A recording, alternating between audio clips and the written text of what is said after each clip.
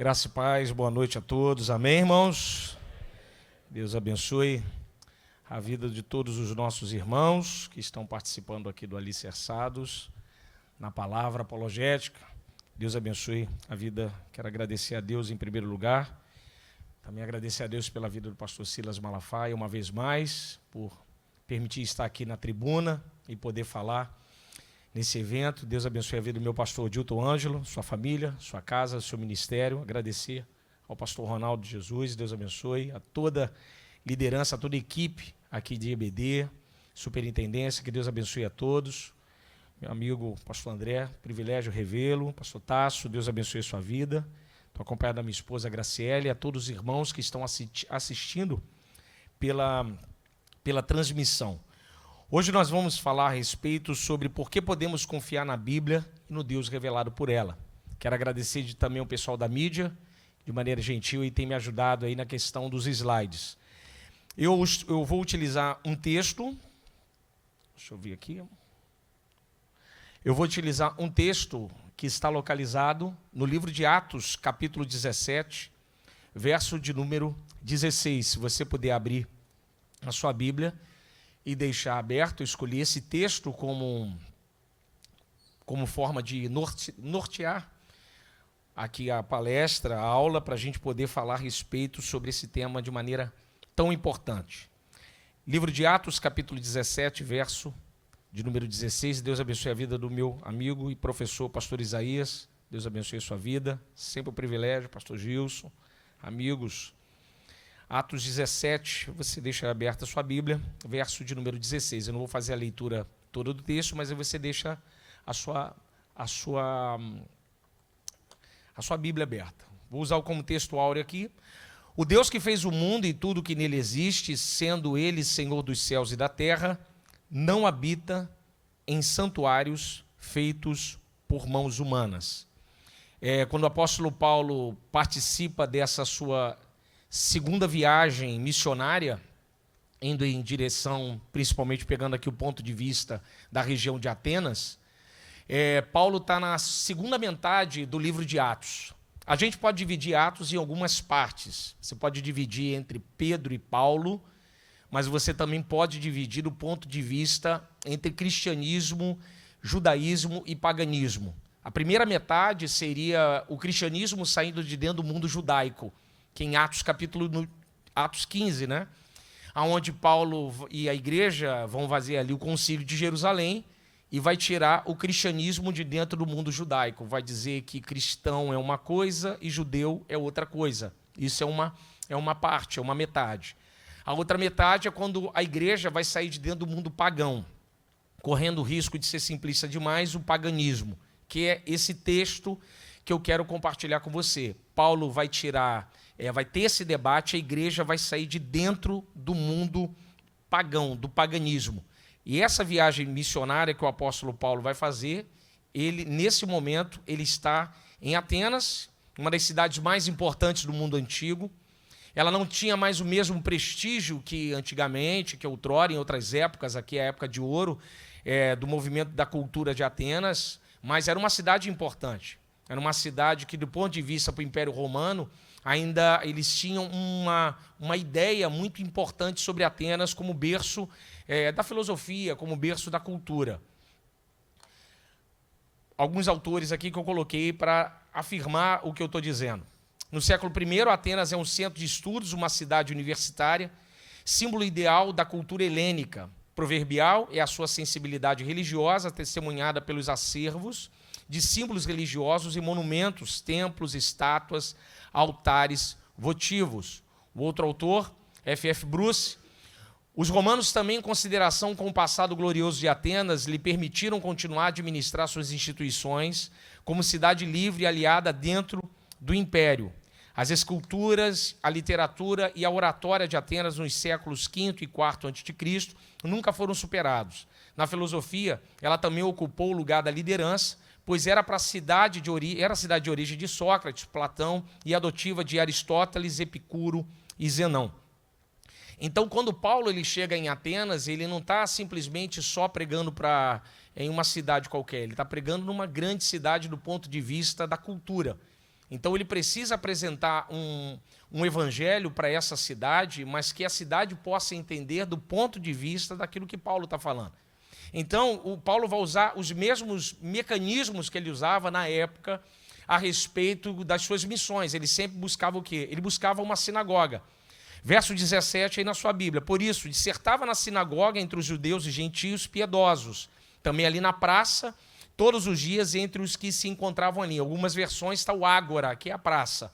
Como parte de uma cidade antiga, a ágora era o local onde as pessoas se reuniam diariamente, tanto para ouvir as últimas notícias, quanto para fazer compras e conversar. Então, Paulo ele utilizava o mesmo texto. Ele procurava uma sinagoga, debatia, entrava em debate, saía da sinagoga e procurava um local público. Como os gregos utilizavam o ágora, a praça, então ele vai usar o ágora ali, a praça, para poder falar do evangelho. Ele para poder falar a respeito de Cristo, nosso Senhor. Então, quando ele chega nesse ágora, ele vai encontrar dois grupos de pessoas, dois grupos de instituições, de escolas, que eram muito famosas na época. Verso 18. E alguns dos filósofos epicureus e estoicos que contendiam com ele, havendo quem perguntasse que quer dizer esse tagarela, e outros, parece pregador de estranhos deuses, pois pregava Jesus e a ressurreição. Então, ele está encontrando duas escolas extremamente conhecidas na época e extremamente importantes do ponto de vista.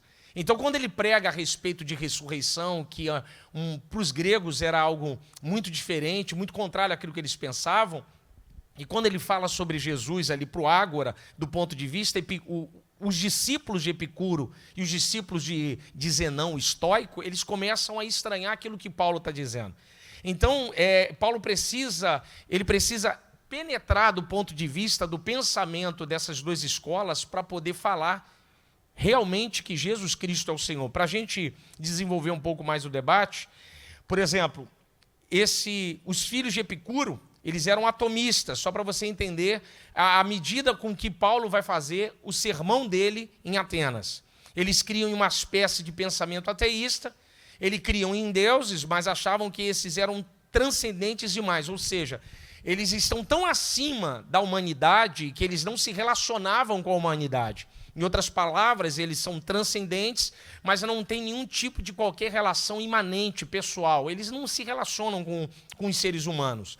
Não queriam nenhum tipo de relacionamento com homens. E não se interessavam pelos destinos humanos. Eles pregavam o acaso, a fuga, o aniquilacionismo e o prazer a todo custo. O aniquilacionismo é uma cultura, é uma pregação dos filhos de Epicuro, em 300 a.C., que até hoje muitos ateus apoiam, que morreu, acabou, não tem mais. É o chamado aniquilacionismo, não existe mais nada. Morrer não tem nada, você não vai para lugar nenhum, não tem limbo e acabou, a vida termina. Esse é um tipo de pregação aniquilacionista que Epicuro e os seus discípulos também criam dessa forma.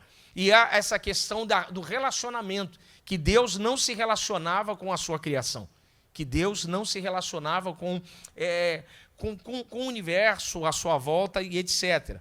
Os estoicos, uma outra escola, é mais conhecido os estoicos, né? Você tem Sêneca, Epiteto, Marco Aurélio, Cícero, grandes nomes da cultura, tanto romana quanto grega, eles eram estoicos. Dentro do campo da metafísica, ensinavam um determinismo, né? Um absoluto pensamento, o chamado logos, uma razão universal que determinava todas as coisas em seus mínimos detalhes. Por exemplo, os estoicos hoje estão com existe uma doutrina estoica hoje em voga, que é o chamado pensamento positivo, The Secret, a ideia da teoria do caos. Uma borboleta bate a asa lá no Japão e causa um tremor de terra nos Estados Unidos. O universo está todo bem amarradinho, em questão tudo bem determinada. Eles chamam isso de logos, que uma razão universal comanda tudo isso. Em outras palavras, se você tropeçou numa pedra aqui no Rio de Janeiro, então só porque você tropeçou nessa pedra, alguém perdeu o emprego lá na Índia. Então não tropece, para você, né? Vou fazer as pessoas...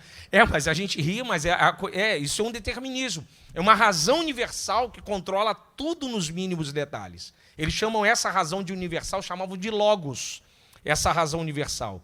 E esse livro eu acho um livro muito interessante, que Frederic Delfons, ele diz o seguinte: os estoicos apresentam o mundo como uma unidade perfeita e divina, viva, contínua, autocriadora, organizada por leis inteligíveis e governada pelo Logos como uma razão providencial e presente em todos os lugares. Repara que do ponto de vista cosmológico, eles acreditavam que o universo é algo autocriado, a matéria auto se criou. Ou seja, não precisou de ninguém para criar. Existe ela como se fosse algo sozinho. Por isso, a teoria do Big Bang é uma teoria tão aceita por algumas pessoas que não acreditam em Deus, e então acreditam que a matéria surgiu dessa forma. Então, quando Paulo ele está diante de duas escolas extremamente pesadas, e ele precisa falar sobre a existência de Deus, sobre Jesus Cristo, sobre criação, e sem ter a Bíblia na mão. Porque Paulo não tem um Novo Testamento. Paulo tem o Antigo Testamento, né, a Torá, a Tanakh, mas ele não tem isso de forma física, pastor Tasso. São rolos. Você não carrega rolos para combater em Atenas. Então, quando eu leio isso aqui, eu entendo que o Espírito Santo amplificou a capacidade do apóstolo Paulo para poder falar para os atenienses. O Espírito deu sabedoria àquele homem. Amplificou a sua mente. É claro que aquilo que ele vai falar aqui no texto é de muito daquilo que ele já conhecia. Deus ele vai usar a ferramenta que Paulo tem, mas vai afiar através do Espírito Santo. Então ele utiliza o conhecimento de Paulo, mas através do Espírito Santo como canal. Então, o que vai acontecer? A partir dessa discussão, no verso 19 da sua Bíblia, então, tomando consigo, levaram o Areópago, dizendo: podemos saber que nova doutrina é essa em que ensinas? Paulo vai sair do Ágora, vai levar para o Areópago, que era uma espécie de colina de Marte, um tribunal, que nessa época era utilizada para atestar os novos pregadores para poder andar na região de Atenas. Então, Paulo é levado para essa instituição e, quando ele chega lá, ele vai começar a fazer a exposição da sua pregação. Verso 23 da sua Bíblia, se você quiser me acompanhar. Porque passando eu vendo os vossos santuários, achei também um altar em que estava escrito ao Deus desconhecido. Esse, pois, que vos honrais, não conhecendo, é o que eu vos anuncio. Então, ele vai falar a respeito sobre o Deus que nós conhecemos através da Bíblia Sagrada. A primeira coisa que ele vai utilizar um elemento que existia ali naquela época, um altar em ruínas, escrito ao Deus desconhecido. Tem um autor, Don Richardson, do livro Fator Melquisedeque, inclusive ele conta a história a respeito do altar do Deus desconhecido. Ele vai dizer como esse altar como esse altar surgiu naquela região de Atenas. Qual o nome do Deus que gravaremos sobre esse altar? Perguntou um dos conselheiros do grupo mais jovem, excessivamente ansioso.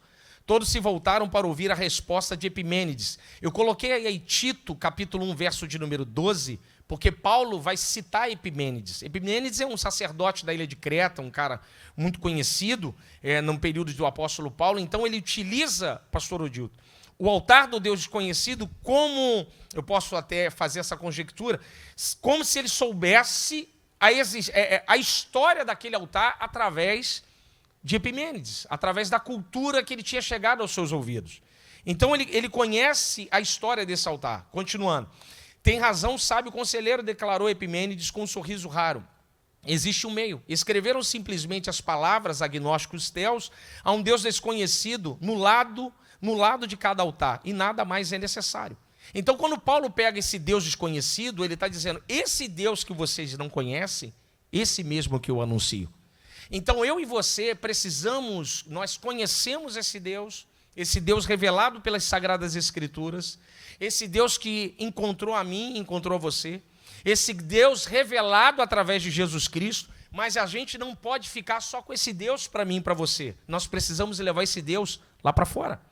Precisamos apresentar esse Deus na universidade, nas repartições públicas, precisamos apresentar esse Deus lá fora. Afinal de contas, ide por todo mundo e pregai o evangelho a toda criatura. Mas a gente precisa apresentar esse Deus. Mas como apresentar esse Deus diante de uma população, diante de uma ideia pós-moderna, diante desse momento tão difícil que nós estamos vivendo do ponto de vista cultural? Como é que a gente faz isso? É fazer como o apóstolo Paulo. ele vai pregar a respeito desse Deus para os atenienses, para as correntes filosóficas dos estoicos e dos epicureus. De uma maneira, ele vai utilizar a primeira chave para você falar a respeito desse Deus, revelado pelas Sagradas Escrituras, e confiar nesse Deus que a Bíblia fala, é você começar pelo, posso até falar, parece até redundância, é começar pelo começo. Como? Através da criação. Paulo ele vai utilizar um argumento da apologética. Ele vai falar sobre um momento cosmológico. Como é que você fala a respeito de Deus para qualquer ser humano, para qualquer pessoa? É falar sobre a criação. A criação é o pontapé inicial de qualquer conversa. Qualquer um que você for falar a respeito desse Deus, e você olhar para a Bíblia Sagrada, e você olhar para os céus, e você partir do princípio do que Paulo está dizendo aqui, você vai entender exatamente que Deus criou todas as coisas. Você vai ter essa compreensão. Verso 24 e 25. O Deus que fez o mundo e tudo que nele há, sendo ele Senhor dos céus e da terra, não habita em santuários feitos por mãos humanas, nem tampouco é servido por mãos humanas, como que necessitando de alguma coisa, pois ele mesmo é quem dá a todos a vida, a respiração e todas as coisas.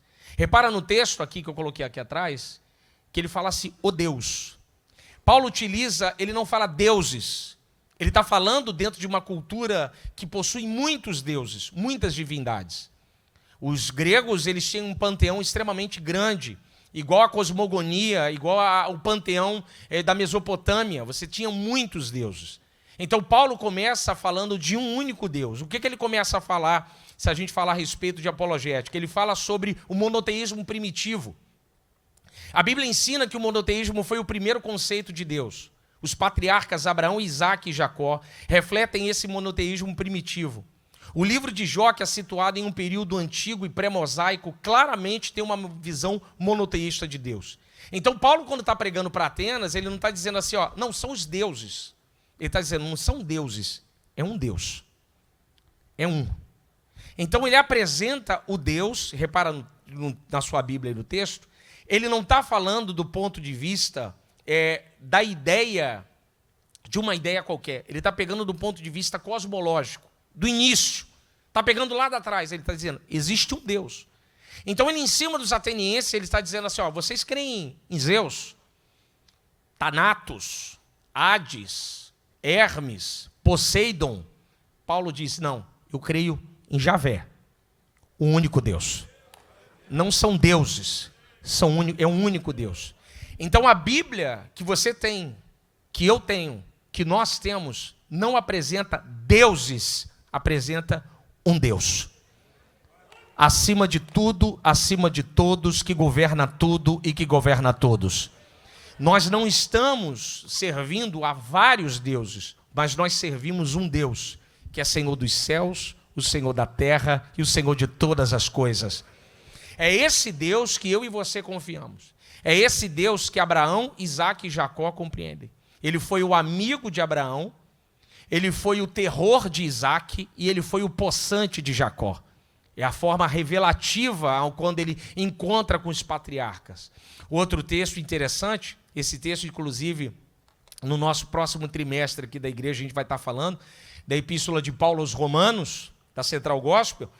Paulo, em Romanos, capítulo 1, verso 19 e 25, quando ele vai falar sobre a decadência humana, antes de começar a falar a respeito sobre lei, ele apresenta a humanidade a partir do ponto, pastor Gilson, em que a humanidade deixa de crer em um único Deus e começa a buscar vários deuses. Então o que ele diz? Ensina que o monoteísmo precedeu o animismo e o politeísmo, que essas formas de religião surgiram à medida que as pessoas trocaram a glória de Deus pelas imagens feitas segundo a semelhança do homem mortal, bem como os de pássaro, quadrúpede e répteis. Tem uma Bíblia que eu gosto bastante, não é uma tradução, é uma paráfrase do Eugene Peterson, a Bíblia A Mensagem. Eu amo essa Bíblia, principalmente por causa do Romanos capítulo 1, verso 19 e 25. Paulo diz o seguinte, a paráfrase de Eugene Peterson diz o seguinte, que os homens abandonaram a Deus para se envolver com imagens vendidas de maneira barata na feira. Então, os homens, quando deixam o único Deus, a sociedade desandou. Então, Paulo compreende que abandonar esse único Deus leva a sociedade a um caos. Então, eu e você, quando abandonamos esse único Deus, a nossa vida é levada ao caos. Aí você entende como qualquer linguagem sobre deuses. Como assim? Qualquer outra coisa na sua vida que queira rivalizar com Deus é um Deus. É uma potência para ser Deus. Utilizando o termo da filosofia de Spinoza, ele tem uma potência de ser alguma coisa. Então, essa coisa, o dinheiro, pode ser a família, pode ser um carro, qualquer coisa que queira levantar-se e colocar diante igual a Deus, ele está rivalizando. Meu irmão, na minha e na sua vida, não tem espaços para deuses, só há um Deus. Só há um Senhor e Salvador, aleluia. Só existe esse Deus na minha vida e na sua. Todas as outras coisas têm que ficar em segundo lugar. É Deus, família e igreja. Deus é acima de tudo, ele é só um único Deus. É o que Paulo está dizendo, é o que Abraão está dizendo. Abraão sai de um contexto, pastor André, politeísta, não é? Idólatra. Tem um livro muito bacana, que eu gosto bastante, um livro antigo de Mircea Eliade, Mito do Eterno Retorno. Ele vai falar uma coisa muito bacana, eu gosto demais desse livro. Fala sobre o rompimento de Abraão do ponto de vista da Mesopotâmia, quando ele quebra essa sequência. Ele sai dessa sequência para dar ouvido a esse único Deus. Então a Bíblia Sagrada, ela está me dizendo que esse Senhor, esse Deus que o apóstolo Paulo apresenta em Romanos, esse Deus que se encontrou com Abraão, Isaque e Jacó, ele controla tudo. Então não existe um Deus controlando o oceano. Não existe um Deus controlando o vento. Não existe um Deus controlando a terra. Esse Deus controla o vento, controla a terra, controla o mar, aleluia, controla as estrelas. Abra sua Bíblia, por gentileza. Isaías capítulo 40, verso de número 26, Isaías capítulo 40, verso de número 26, somente um verso mesmo, só um verso, Isaías 40, 26, 40, 26, só esse verso, ainda falando sobre cosmologia, sobre o movimento cosmológico. Verso 26, eu vou ler na versão atualizada. Levantai os olhos e vede, quem criou essas coisas? Aquele que faz sair o seu exército de estrelas, todas bem contadas, as quais ele chama pelo seu nome, por ele ser grande em força, forte em poder, nenhuma pode faltar. Então, quando você olha para os céus e você vê essa imensidão de estrelas, Deus sabe o nome de cada uma delas. Aleluia! Deus conhece o nome de cada uma delas.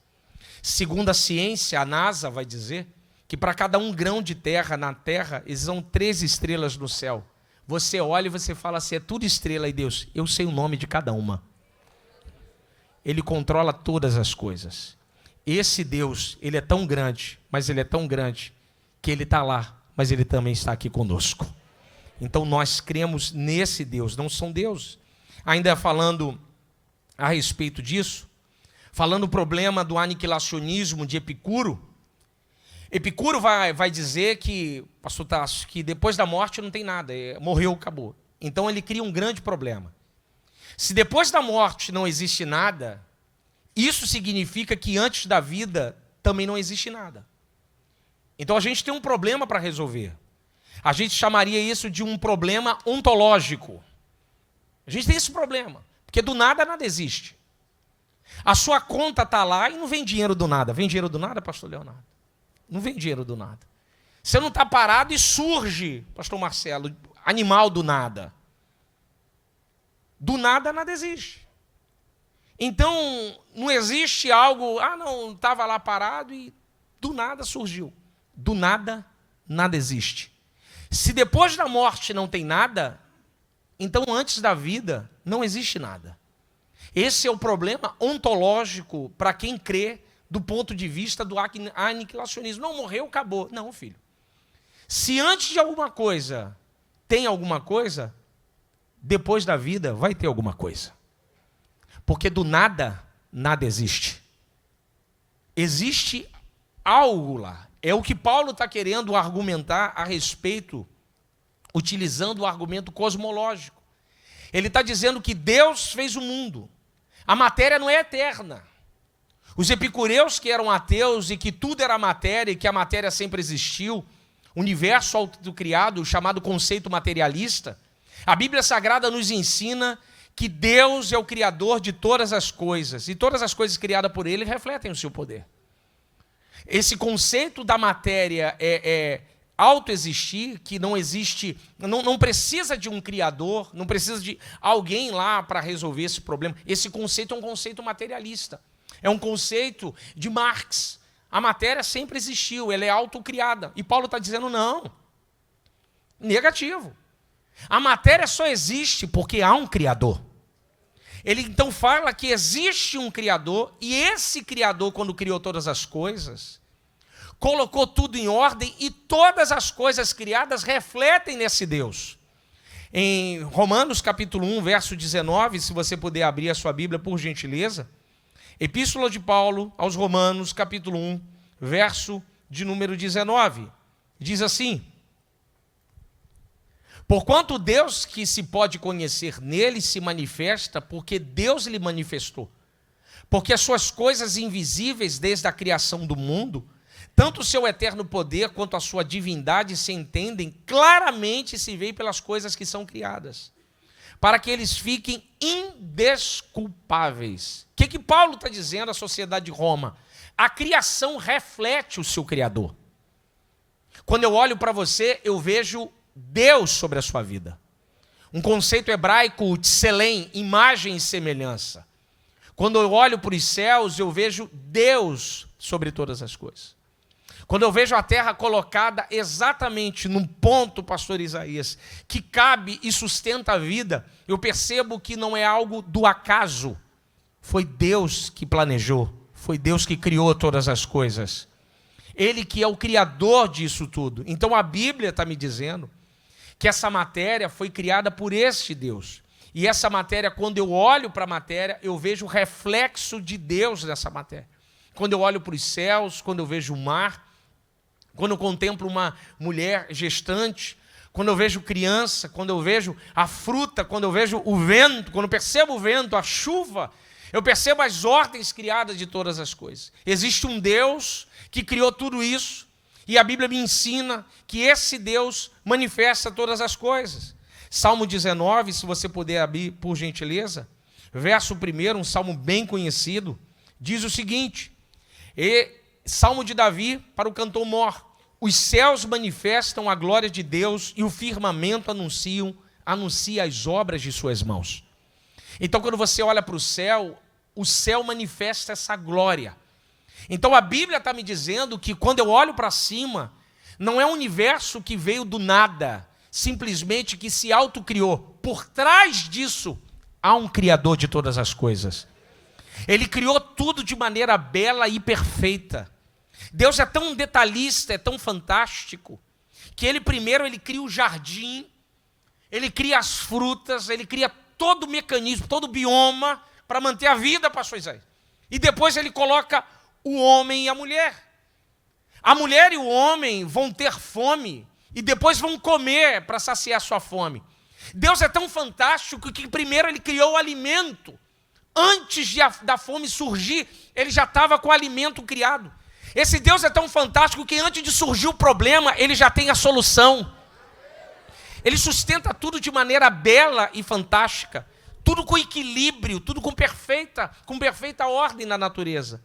Então não existe algo do nada. Não existe algo assim, ela se criou sozinho. Animais não surgem do nada.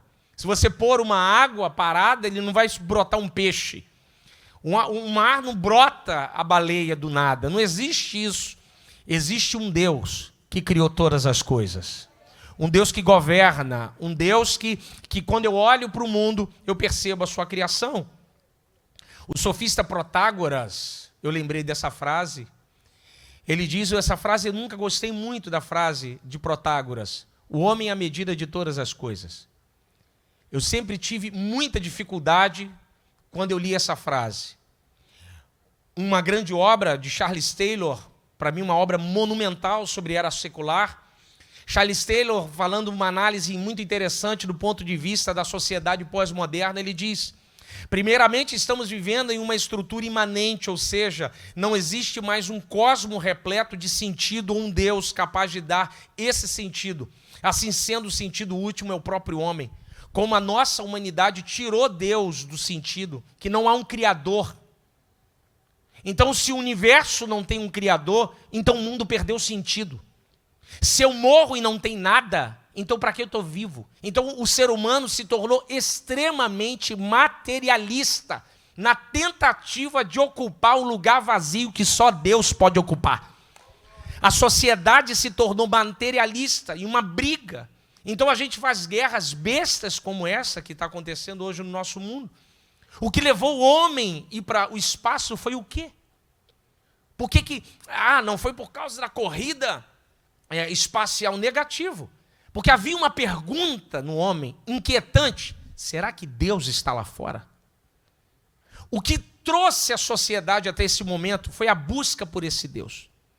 Esse sentido. Mas como o cosmo hoje não tem Deus, então eu te pergunto, para que vale viver?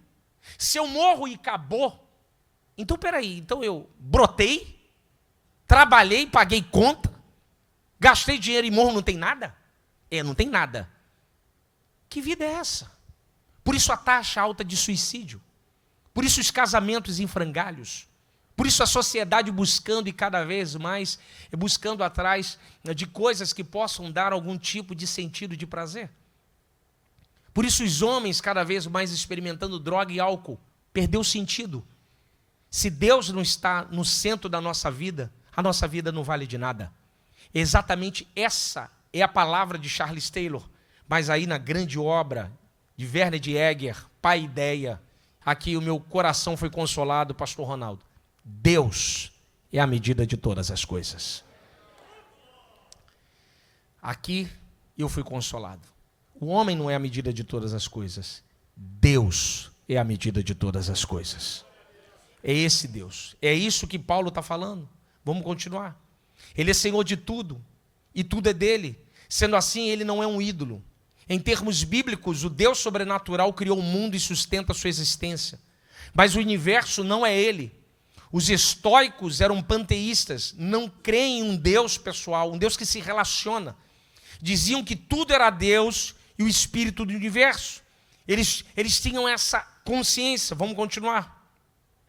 O judaísmo e o cristianismo receberam a ideia hebraica de criação, na qual o Criador é distinto do universo criado por ele. Este universo surge do nada do ponto de vista da criação, ex nihilo.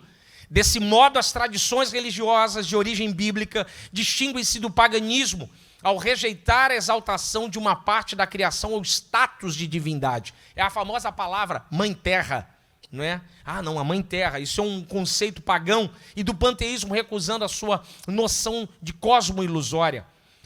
Nós, quando falamos que o universo surgiu do nada, do ponto de vista da criação, é fantástico. Porque muitas das coisas para nós responde muitas das perguntas. Eu lembro de um amigo que sempre, ele trabalhou comigo há alguns anos, e ele sempre, não, Ronald, eu creio no Big Bang. Eu falava assim, mas quem acendeu o pavio? Porque bomba não explode do nada.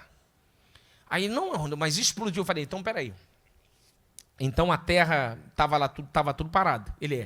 Então movimentou, explode e virou esse planeta fantástico, com regiões maravilhosas como Natal, Lençóis Maranhenses. Então, Rio de Janeiro, então a gente não era nada e virou um ser humano complexo. A explosão, ele é explosão. Eu falei, então peraí, vou explodir um Fusca, quando cair vai virar Lamborghini. Vou tacar o relógio na parede, vai cair, vai virar Rolex.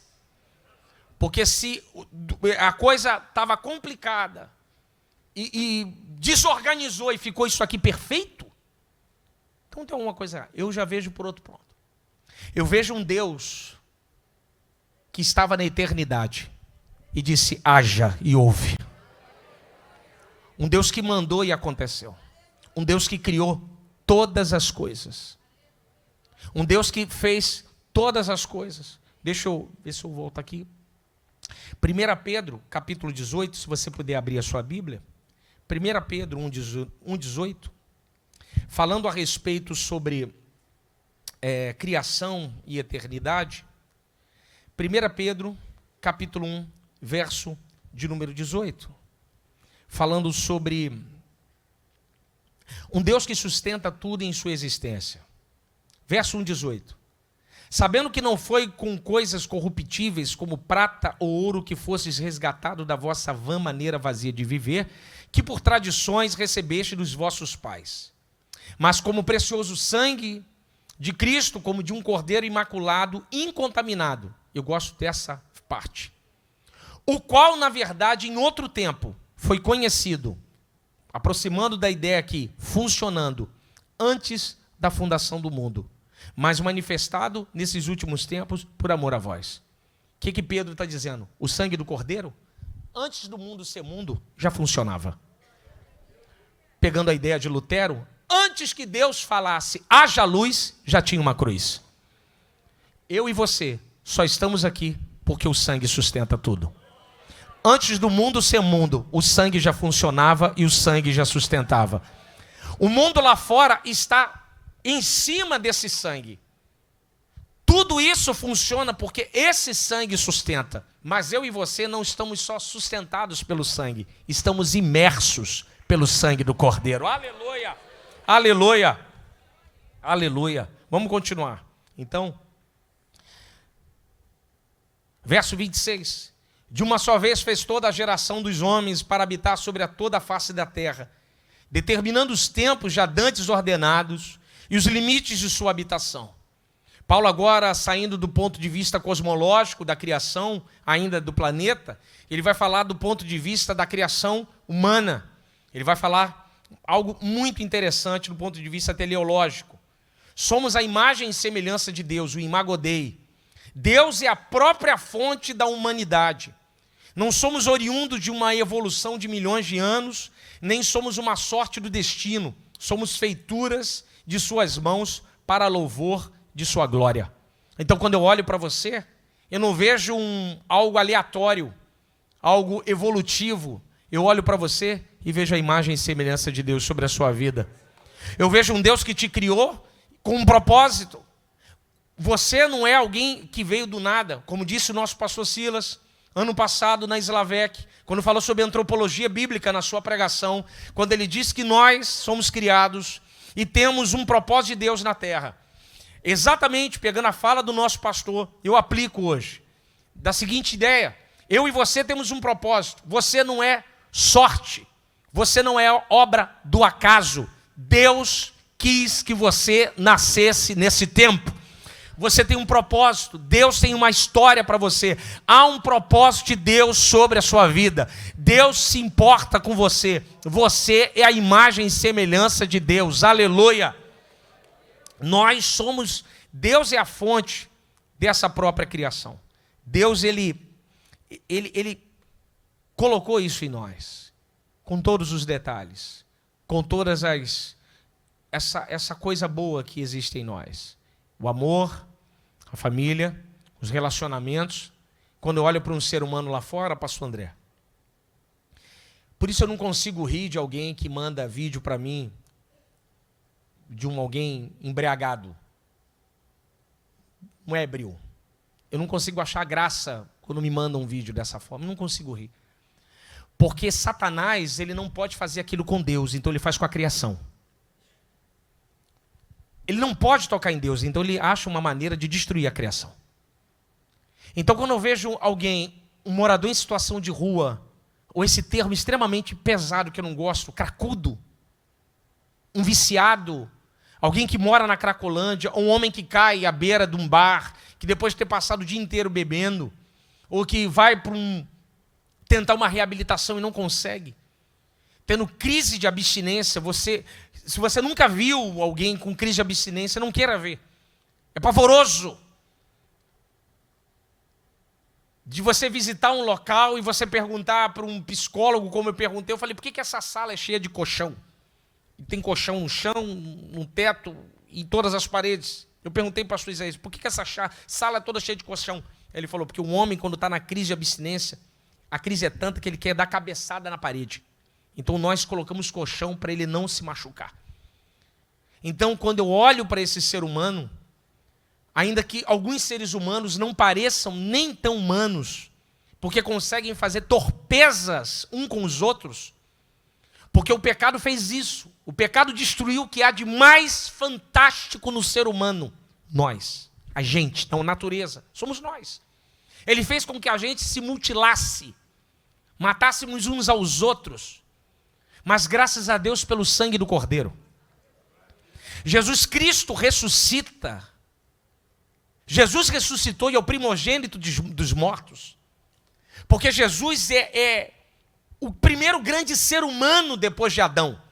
Ele era um ser humano tão fantástico que a eternidade tem que falar, eu tenho que ressuscitar ele, porque a morte não pode matar ele. Então ele ressuscita, ele é o primogênito dos mortos, depois de uma grande linha igual a nós.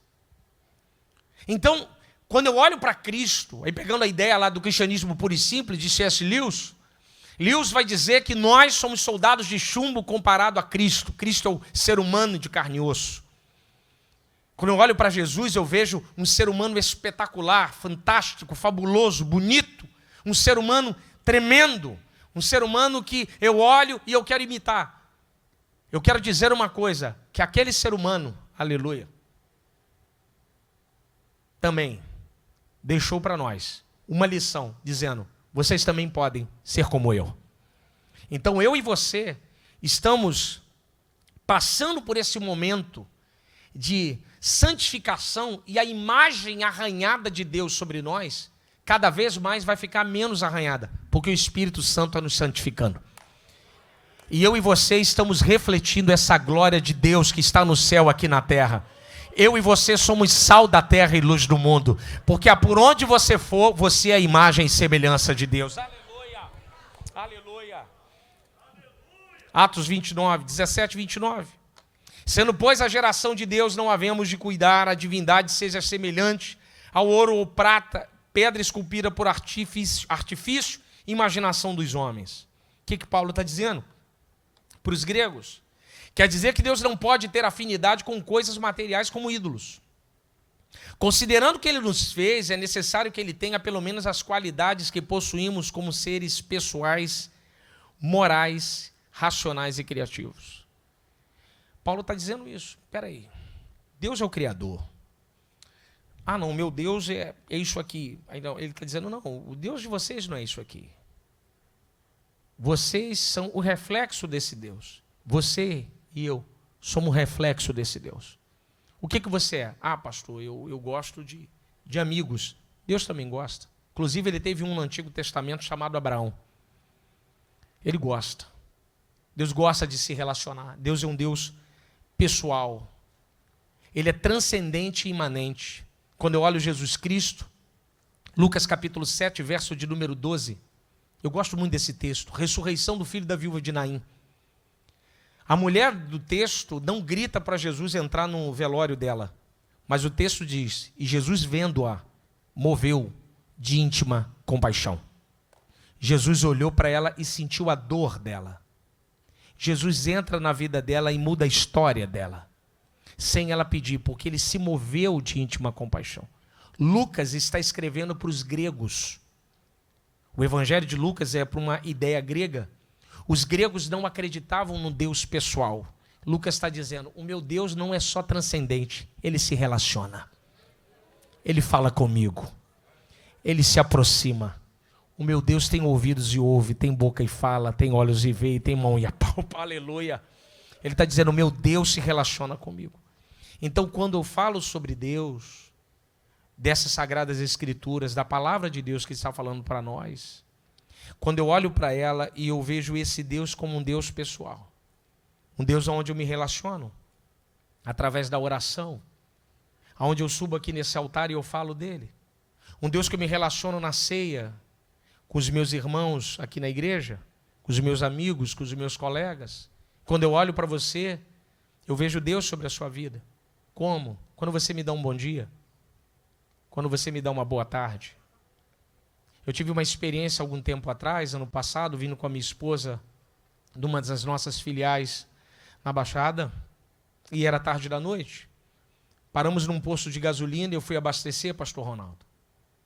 E saí do lado de fora, um rapaz colocou o carro para abastecer lá a mangueira do combustível, e eu percebi no olhar daquele rapaz que ele estava um pouco abatido, ele estava muito atribulado, eu não sei o porquê, mas quando ele terminou, eu paguei ele e falei assim para ele: Jesus te ama, rapaz, você é importante para Deus.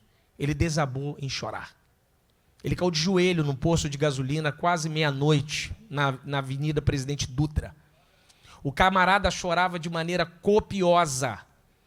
E eu fiquei ali sem entender o que estava acontecendo. Ele: poxa, eu posso te dar um abraço? Quando eu vejo isso, eu vejo que Deus existe. Quando você ajuda alguém caído, quando você dá um bom dia para alguém, independente de quem for, independente se é um transexual, um homossexual, se é um bandista, se é um cigano, sei o que for. Na parábola do bom samaritano, melhor, na parábola do samaritano, Lucas capítulo 10, 25, Jesus, quando propõe a parábola, Jesus já diz assim, ó, certo homem. Ele não diz qual é a religião, ele não diz qual é a etnia, ele não diz qual é a cor da pele. Ele está dizendo, certo homem, imagem e semelhança. Pode ser você, pode ser eu. Certo homem caiu, mas veio o samaritano e o levantou. Que eu e você venhamos a fazer Deus ser revelado através das nossas ações. Porque o evangelho é muito mais do testemunho do que da palavra. Fale menos e faça mais. Aleluia. Aleluia.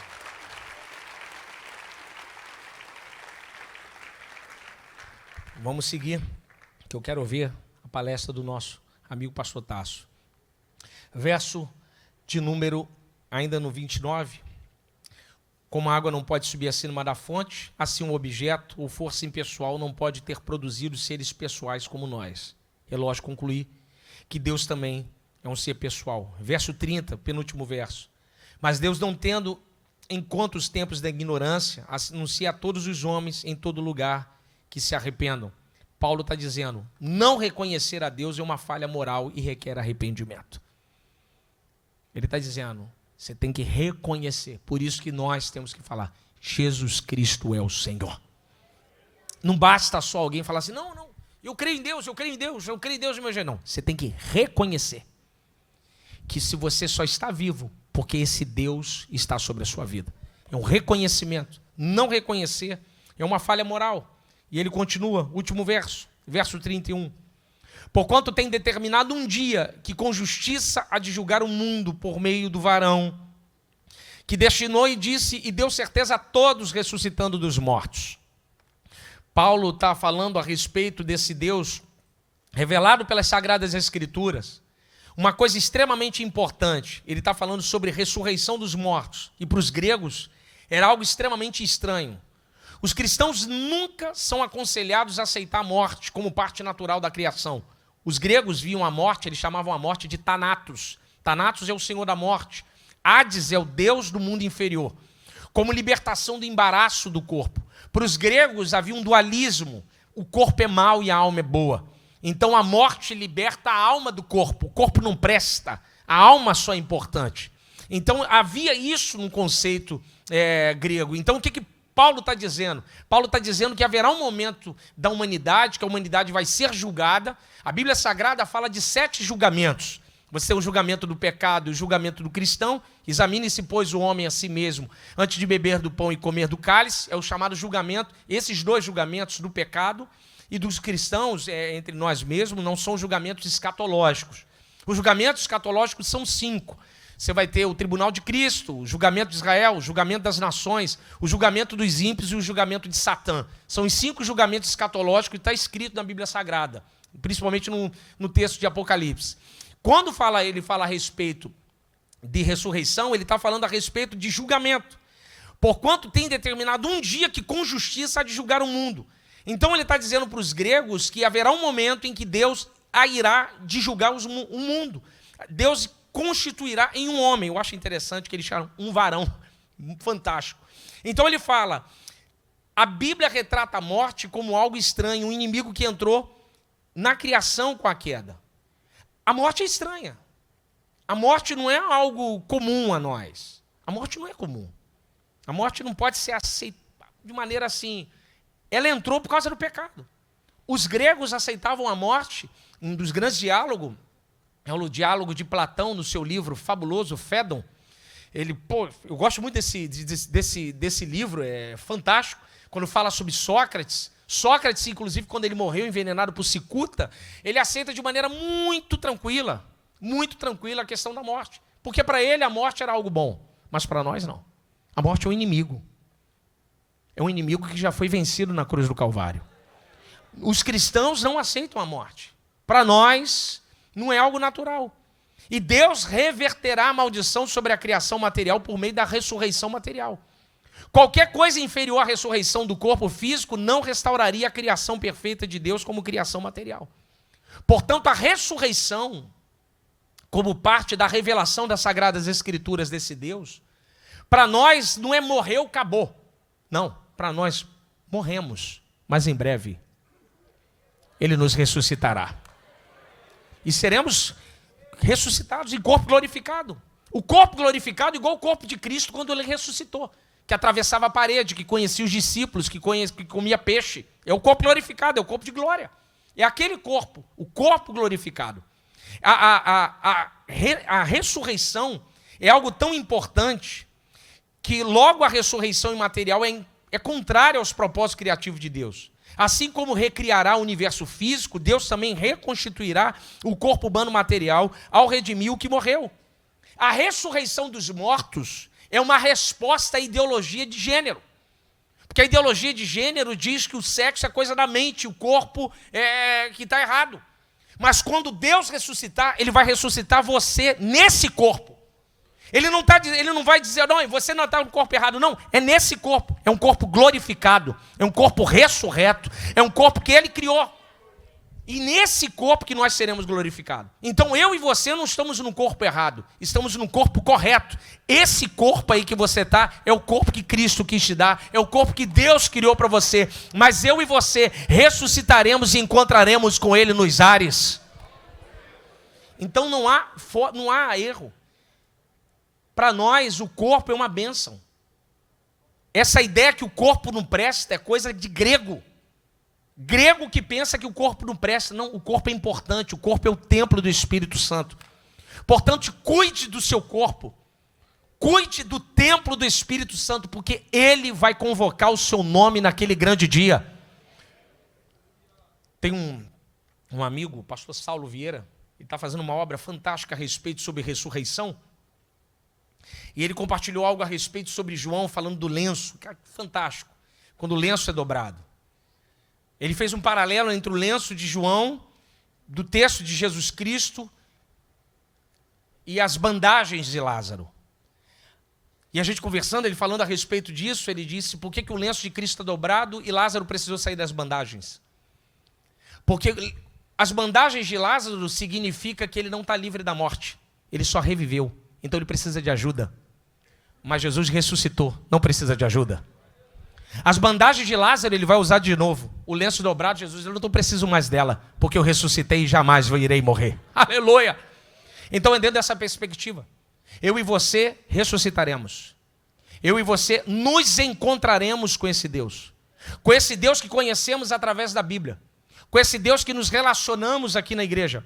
Ou como diz o grande autor N.T. Wright, a morte é a última arma do tirano. E o ponto da ressurreição é que a morte já foi derrotada. A morte já foi derrotada. E eu e você estaremos com Ele nos ares. Encontraremos com esse Deus Criador. Hoje nós conhecemos esse Deus através do mistério, como dizia Rudolf Otto. Deus habita no mistério. Mas esse mistério foi revelado através de Jesus Cristo. Quando Jesus disse para Filipe, anda comigo há tanto tempo e não sabes, quem vê a mim vê ao Pai. Quando você olha para Jesus, você vê Deus. Mas em breve eu e você estaremos com Ele por toda a eternidade, sentado nas bodas do Cordeiro. Que Deus abençoe a sua vida, que Deus abençoe a sua casa, em nome de Jesus.